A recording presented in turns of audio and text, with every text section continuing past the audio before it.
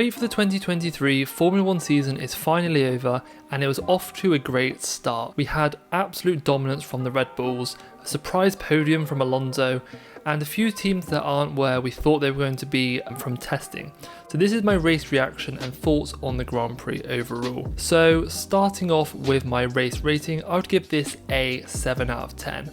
Now, I don't think this was as good as last year, and it's probably one of the less good Bahrain Grand Prix that we've had in recent years, but I still think that this was a solid race, and I'm probably ranking it a little bit higher just because it was the first race of the season and my excitement going into the race. But yeah, I think it was pretty solid. Now, the people that I think are the winners coming out of the Bahrain Grand Prix are definitely Red Bull, absolute dominance. They were in sort of second gear the whole race, they never really had to push. And Aston Martin, they look like they are joint second quickest team with Ferrari, but they seem to have a much more reliable package than Ferrari do, which is a bit worrying for Ferrari this season. The losers coming out of Bahrain, I would say have to be McLaren. Basically a double DNF. We had Piastri DNFing due to electrical issues, and Lando DNFing as his car was literally on life support for that whole race. I think he had a total of 5 pit stops during that race, so he was never going to get anywhere. Reliability is a massive issue for McLaren, although when they were on track, their pace didn't seem so awful, although it's definitely not where they want to be. Another team that I would say are losers coming out of the Bahrain Grand Prix have got to be Mercedes. Now, Toto Wolff has said that they had an upgrade coming that would give them an extra 3 tenths a lap. He's already said that that upgrade won't be good enough to catch Red Bulls, and he's basically scrapping their whole development plan for 2023. He said it was one of his worst race weekends for Mercedes since he's been there, and that's just because he's dropped back to the 4th quickest team, and he just knows that there's no competition from that Mercedes in terms of a title fight, and Mercedes are all about fighting for the title. So what is the point of Mercedes going and racing if they're not going to be fighting for championships? So this season is probably going to be a write-off already. They know they're not going to be able to fight with the other teams, so they're going to have to work on their 2024 car, which is just pretty depressing for Toto Wolff and Mercedes, especially with Lewis Hamilton sort of reaching the end of his career. They want him to get that 8th title. Now, my moment of the race, there was a few good ones. You had Alonso overtaking Lewis Hamilton at turn 10. Brilliant move, not a usual overtaking spot, but an absolutely great move. I think he caught everyone off guard there. He was trying to do it down the main straight, couldn't quite do it, and I think he got the jump on Lewis Hamilton. Like, he just wasn't expecting him to make that move there. So brilliant overtake from Alonso, but my moment of the race had to be Stroll hitting Alonso on the first lap of the race, and Alonso constantly going on team radio wondering who hit him, why the team weren't telling him, and the team actually didn't tell him who hit him until after the race, after he was coming into the pit lane, mainly because they probably didn't want Alonso to be pissed off. The engineer basically ignored Alonso for the whole race, but he didn't seem too annoyed at the end of the race when he found out Stroll hit him, probably because he was on the podium. So I'm going to go through my driver ratings now, and Max Verstappen, it's got to be a 9 out of 10. This was an absolute perfect weekend for Red Bull and Max Verstappen. I would give him a 10 out of 10. I think 10 out of 10s have got to be reserved for drives there where something incredible happens, and Verstappen was holding back a little bit during the race just because he was so quick and that car was so quick. So I'm going to give him a 9 out of 10. Flawless race weekend, P1 in qualifying, P1 in the race, and yeah, I think you could almost say he's the 2023 champion already. That car looks insane. And he said over the team radio that they were holding back a second a lap on the last 10 laps. And as he was about 30 seconds ahead of the next team, that is scary how quick that team is and how much dominance they have going into this season. Another thing worth noting is Christian Horner and Adrian Newey have said that if they're efficient with their development, they can probably negate the effects of the cost cap breach. Now, that breach of the cost cap, if it was intentional or wasn't intentional, it seems like a brilliant spend of that additional money, and it seems like it's going to have a very, very minimal impact on their 2024 car. Obviously, the cost cap comes into effect this season, so the car they've got at the moment hasn't been affected by the cost cap already. I think they've got such a good package already that they won't need that additional development. The car's basically there. Sergio Perez, given an 8 out of 10, just behind Max Verstappen all weekend. Qualified P2, finished the race in P2. Not much to say, wasn't on the pace of Verstappen at all on the weekend, and that is exactly what Red Bull want from Perez week in, week out. Leclerc qualified P3 and unfortunately DNF'd due to engine reliability issues. I'd give him an 8 out of 10. I think it was a solid drive from Leclerc.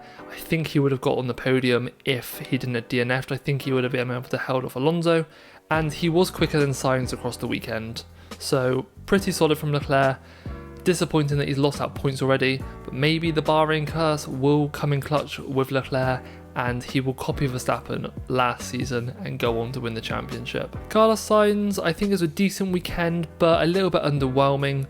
Coming into the season, I really thought he was going to make a step up and push Leclerc, but it just seems like he's carried on exactly from the end of last season. He's just not quite there with the pace of that car.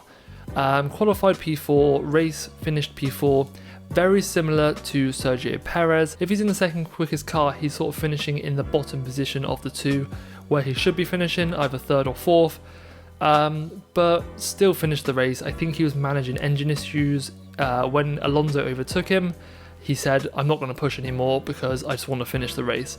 So I think clever from Sainz, he definitely knows when to push that car. Maybe a little bit more than Leclerc knows, but then he just doesn't have that outright pace. So decent from Sainz, at least he's got some points on the board. Not a great weekend for Lewis Hamilton, and probably one he wants to forget. He's probably wanting this season to go quite quickly. They'll probably use this as a testing season for next year's car, but still managed to get P5, decent amount of points, but Mercedes do look like the fourth quickest team. George Russell, his teammate, finishing in P7. Now it seemed like Russell had a bit more pace at the start when he came over on team radio and said, is Lewis struggling because I can go quicker? And George's engineer did say that Lewis was struggling, but as soon as he said that, Lewis seemed to gain about a second a lap quicker. So I think Lewis just started pushing on a little bit as he was preserving his tyres. And ever since that moment, Russell sort of sat behind Lewis for the whole race pretty much, but nothing spectacular to be honest. Now, the main man, Fernando Alonso, coming in P3. What a drive it was from Alonso. Qualified P5, which was slightly underwhelming, but still really solid. A lot of people thought he was going to be on the front row, but still managed to get 5th. And he had some brilliant managing of his tyres and managing the car in the first half of that Grand Prix. As soon as he got to half race distance, he absolutely let it go and just started flying past everyone.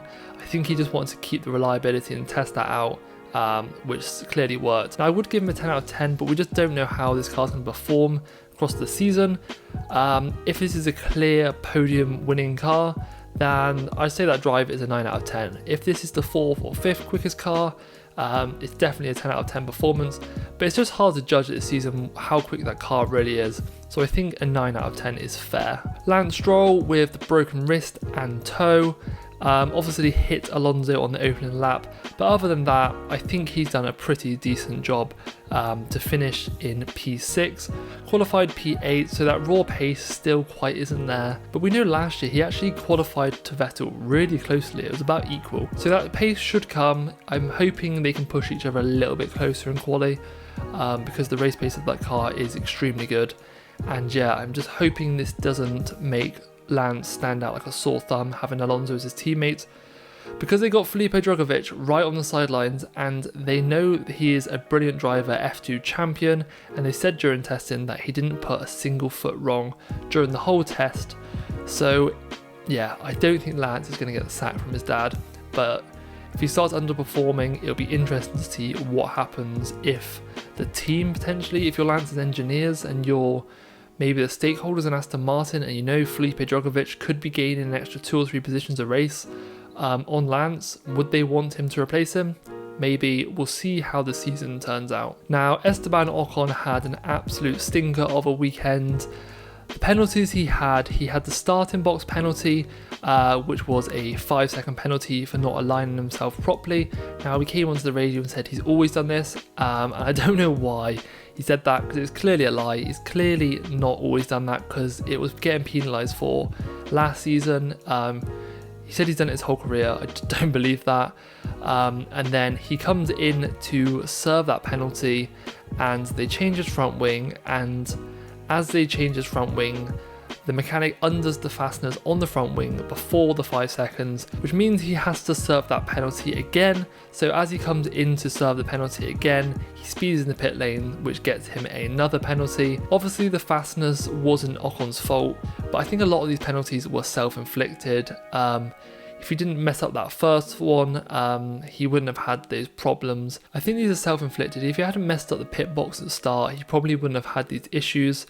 And yeah, he was never going to finish well, having to take, 40 seconds worth of penalties. He was battling with Norris, who was on the 5-stop pit stop at the end. So yeah, not a great opening weekend from Esteban Ocon, and to top it off, he DNF'd. I don't know why they DNF'd. I'm not sure if it was due to sort of reliability, or if they just wanted to save some components, save some wear, but yeah, pretty bad weekend from Ocon. And his teammate Pierre Gasly qualified last, and in the race got P9, so he gained 11 positions. Now, I've seen a lot of people rating this as one of the best drives of the day.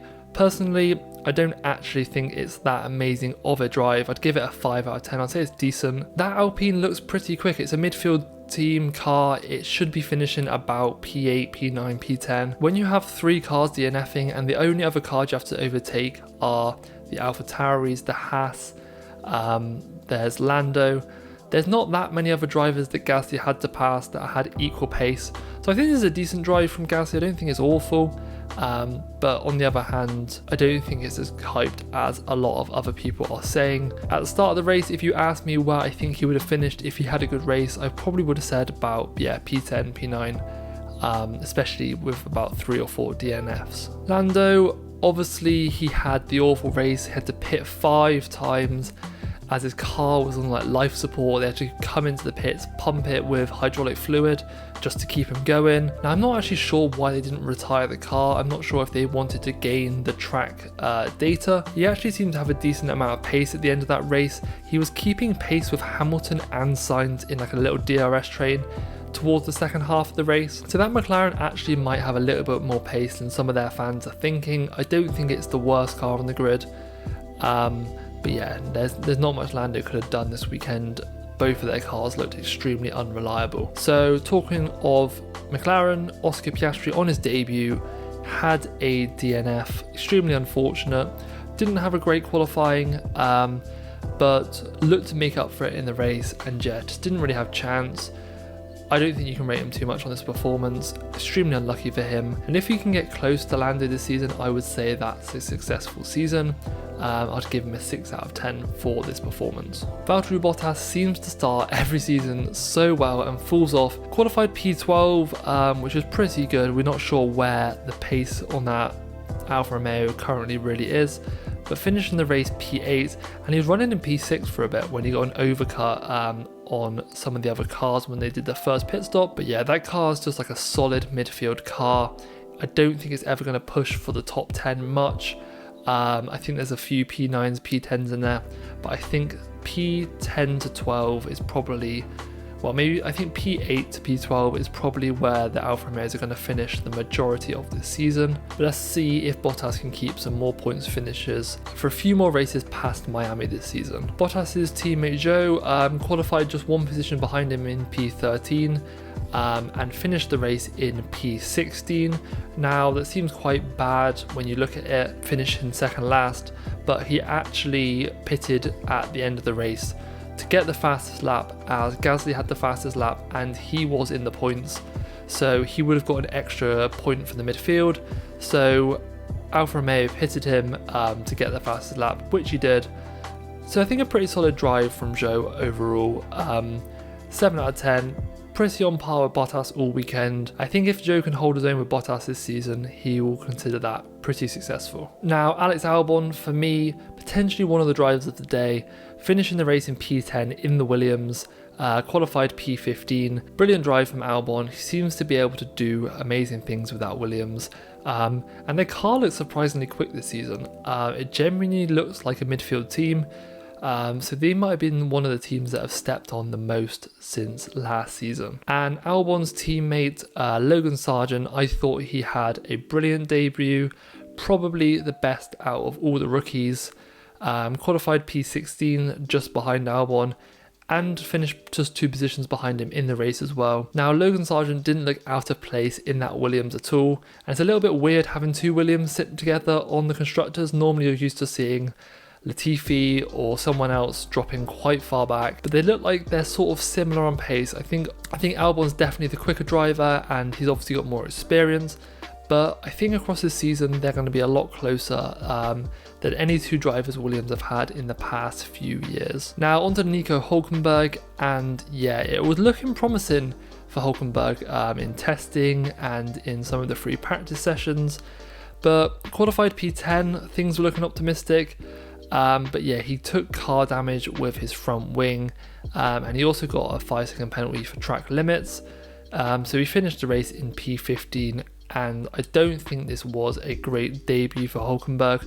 He qualified way ahead of Magnussen, and he ended up finishing behind Magnussen. Yeah, we'll see how Hulkenberg goes this season. I still stick to my gut and think that he wasn't the best option they could have gone with, but he did look quick in qualifying and in testing, so we'll see how things go this season. The other Haas driver, Kevin Magnussen, qualified P17 and finished the race in P13, so he has some pretty good race pace, Kevin Magnussen. I think this is probably the quietest driver we had from the whole race.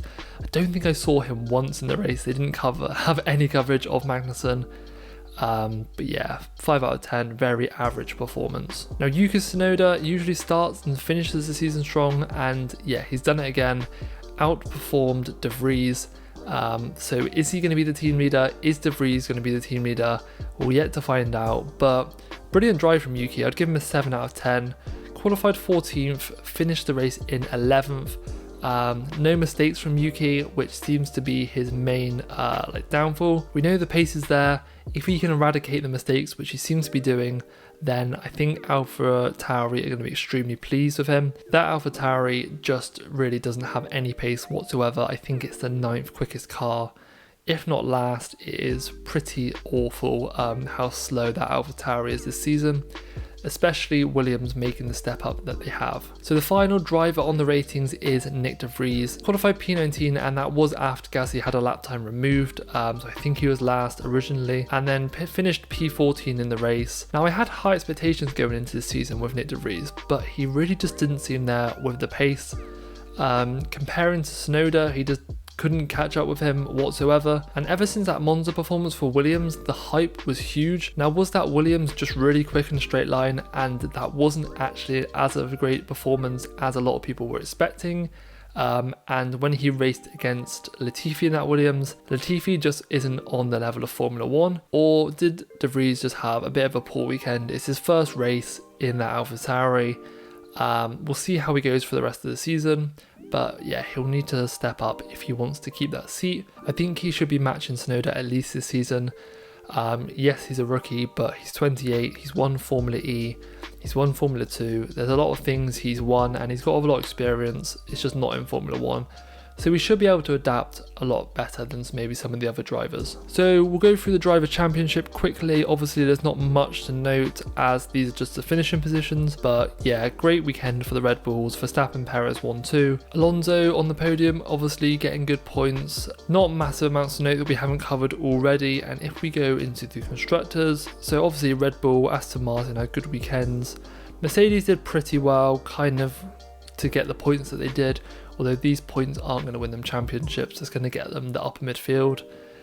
Ferrari losing out to the DNF, and then Alfa Romeo, Alpine and Williams picking up a few points, with just AlphaTauri, Haas and McLaren yet to score. So that's everything. Let me know down below who you think was driver of the day, who you think was worst driver of the day, and make sure to follow me on Twitter because I put out a poll every week after the race, to include your driver ratings, so you can include that, and I'll put them together for the next Grand Prix, so we can compare race results. So thanks for watching, and I will see you all in the next one. Cheers.